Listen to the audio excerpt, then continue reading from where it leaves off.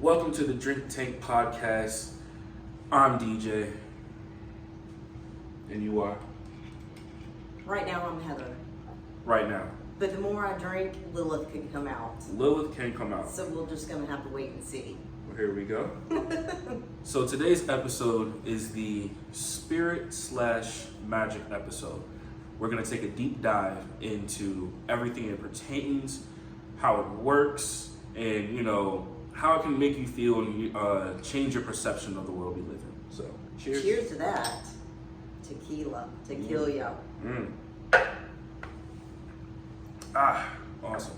All right, so first question. Good old Jose.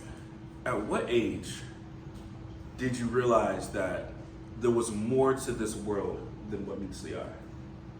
Well, it started at a very young age. Okay. I was Southern Baptist, twice a week, but I always had questions about the Bible. I mean, from the very beginning in Genesis, and I just knew there was always more. I always contradicted the Bible. And, I took it. It was like the best for me. I grew up, it gave me good morals, good ethics, but then there was just more. And as you grow up, you start to think for yourself, or you should start to think for yourself. I mean, good Lord, my mom is 72 and she still doesn't think I have to think for her. But you start to question, and then you start to delve into what that more is. And that's exactly what I did. But it didn't come until, later on in life. I'm 51 now, and I just awakened to all of this in my mid-40s. And then went down the path. I was like, okay, I need to rely on someone more than myself. And I was into Christianity, and then I got off that track, but now I've introduced, God and Jesus into my daily practice and into my routine, along with my spirit guides and my ancestors and my loved ones and ascended masters and angels. And it's never been more beautiful. The world has never looked more beautiful. People have never looked more beautiful. So, but it's always been in there, but you're just taught that it's not. Yeah, it's just black and white, and you're not. It's almost like sacrilegious to go out and venture out into your own mind. Yeah. I mean, you're taught these beliefs. We are taught to think that these thoughts, and then those thoughts turn into beliefs. Yeah. So what you think is what you believe, and that's just not the way it is. It's not the way it is. That's a very powerful opening statement. So I'm gonna say shots fired to that, because that's, I wasn't even ready for all that, because it done summarized everything. No, I can't. There's so much more out there. There's so much more to life. So at what age, do you really think, As a child. As a child? So it was young, there's just more. There has to be more, right? Yeah. So I can remember growing up in, very simple, humble beginnings. Cheers to Jose. I grew up very modest. And the house I grew up in, very small, but had this the huge tree with, the way that I'm remembering it as a child, it's not quite that, but, and it was like a bunch of bushes together, and they were kind of cut out. Yeah. And I would go in there and play, and I would just imagine, fairies running around and shit like that, and I always had, that magical essence about me. Yeah. But everybody does. You would not believe how many people I talk to, and they don't remember their childhood. And they remember certain things, but not all of them. And it's like you're taught to dumb that down. Your imagination and your intuition and that gut feeling. That's gut true. Feeling and intuition to me are two completely different things. But we're just taught to dumb that down. They're like, oh, it's just your imagination. Well, the hell it is. That's really interesting, because, when you are that young, you're naive. Very. And, it's your parents or guardian or whoever's job to kind of like train you out of being naive, and for some reason imagination is kind of like just pushed into that. So it's like, well, no imagination necessary. I'm just gonna be like the world, and I guess your curiosity or your want to see beyond the veil dies at an early age, because you're like, well, it does. I'm gonna be the weird kid if I don't. Yeah. You know? Yeah, that's also interesting that you say that, the weird kid, and I am that weird kid, and I love being that weird kid. I mean, there's so many people around here, and they look like the Stepford Wives, and I like being the weird kid. Being outside the box. Mm-hmm. That was actually we had that episode 2 episodes ago. Oh, did you? Yeah. So let me ask, what was your first magical experience? If you had a name for what you do or what you call yourself, what would that name be? Well, I am an intuitive life coach. Okay. But people also refer to it as like an intuitive healer. Okay.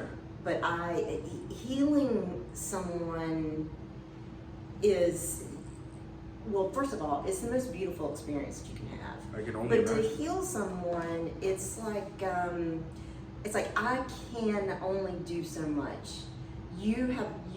I can only coach you into doing more. Like, you have to do the work. Exactly. I can guide you, but you've got to put in the work. Like, a doctor can only like do so much of a heart surgery, and you're like, hey, you got to put the candy bars down, and you can't eat burgers every day. It's so true. Yeah. I mean, it's so true. That's interesting. Mm. So, for example, you said you do tarot.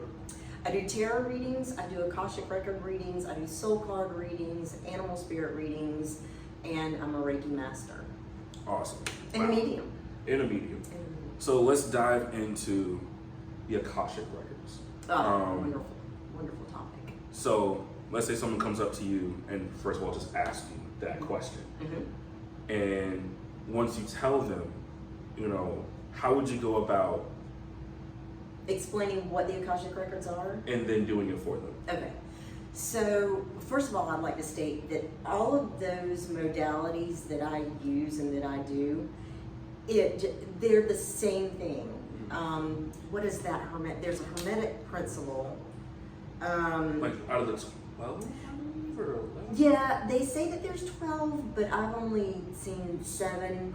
But anyhow, they're all different but the same. Yeah, there's really repetitive. Yeah, it is. But they're all the same, but Slightly different because it's just a different tool to use to tap in intuitively. Makes sense. So it's just like whatever speaks to you. Like some people just, Like the push and pull, mm-hmm. What you put in is what you get out. Yeah, and they're just tools to tap in intuitively. But the Akashic records are beautiful. They're very different than the other modalities. Okay. So the Akashic records it is an ethereal library of your entire life, including past lives. Okay, so if you was a bum in your past life, you're gonna deal with that shit now. Shots fired. That's right, because you don't want to be a bum in the next life or pass that on to the next person. So yeah.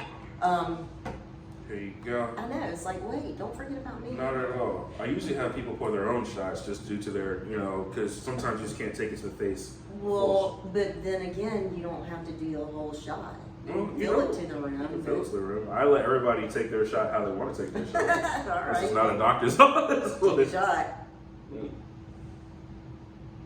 So, it's an ethereal library of your entire life, including past lives. Okay. Included are the lords, masters, teachers, and loved ones. So the lords are there in my mind's eye when I go into the Akashic records. They're these big, tall men. They have beards. They're very slender, and they guard the library. They guard your library, the library. The gatekeepers. The gatekeepers, Okay. so to speak. Okay. And then the way that I do it is I just picture myself sitting on a star. Okay. And I'm just waiting for the lords to appear. And usually they wear robes and hats, and usually that's what connects me. They have symbols or drawings or something like that on their robes. Interesting. And then I relay that to the client. One time they had rainbows. Okay. And I just said, do rainbows mean anything to you? She goes, yes, I was actually thinking about naming my book something rainbows. And I'm like, okay, cool. Okay. Or color or something like that. And then that lets me know. And then when I'm like, okay, they open the doors and then you go in. Sometimes there are just vast amounts of books.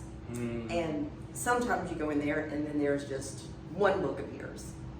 And usually that book has a symbolic meaning as well. For sure. And then if you have a hard time finding a book, you can ask the masters. And then if you're having a hard time deciphering the book, then you can ask the teachers. And then sometimes loved ones will pop in and they'll give you answers to your questions as well. With the Akashic records, you've got to have a specific question. Okay. With the others, not so much. You can just do a reading without them having a question. It's good to have one. Everybody has a question. Sometimes it just takes coaxing that out of people to get that question out of them. Why are you really here? You know, like, Yeah, it comes to really. me. Some people do, but most people are not as secure. Like me, that'd be something I'd ask. Like, why in the hell am I here? Yeah, like, why are you really here? What's it here for? Like, you came to me for this, modality. Yeah. So there has to be something in you that wants to know or is seeking something. Or, Yeah.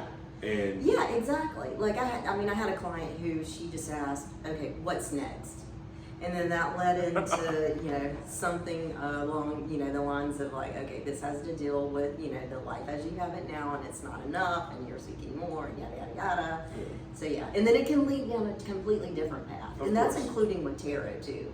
Like I did a reading the other day on someone and she was asking, she didn't even ask a question, but the cards never lie. And then she went into something totally else. We were talking about like job and moving, and then all of a sudden I got a card that had to deal with her mother. And I'm like, okay, why is your mother popping up? And then it had all to do with like moving back home and her mom and yada, yada, yada. all this like extras stuff that's like really going on, but you kind of just put it in the back of your mind. Yeah, you do. And she said that too. It's like, everything reverts back to childhood. I mean, everything does. Trauma, all that stuff, right? everything. Oh Everything. man, And Just that's so where many- you gotta face your parents at some time and say, okay, this is how I'm feeling. I'm not mad at you. I love you. You raised me right, but I need to address this because I need to get this. I need to dust this off the shelf. I mean, that's so true. Everyone has to deal with that eventually. And this is not about you versus your mom or dad, but Definitely. it seems like in everyone's life, be it spiritual or they're just living whatever life, there has to come a point where you kind of have to be like, you're not just a parent, you're a human being. And you have to treat them like you would treat everyone with respect, but like Yeah. the whole like I'm your parent only goes but so far. Do as eventually. I say and not as I do. If you ever watch True Blood, how's your makeup? Yeah. like release me. I read all those books too. So yeah, right. So have you ever, while doing the Akashic records, saw someone's past life and was just like, yes. this is why you're dealing? Because like, would you say the life that they're living right now, is it their fault that their past life did something that they have no idea, or would you tether that responsibility to someone living in the present that has no idea what they could have done or who they were in the past life? Okay, well that is a really good question and that could take all day to answer. So it's not like karma. It's when you're living past lives, your life is trying to teach you a lesson. Okay. And you're coming back with an essence of lessons learned in the past life so you don't repeat them in this life. So you can attain a higher level of, I was going to say death, but I don't believe in death, but a higher level of heaven. Okay. I don't automatically believe that when you die, you go to heaven or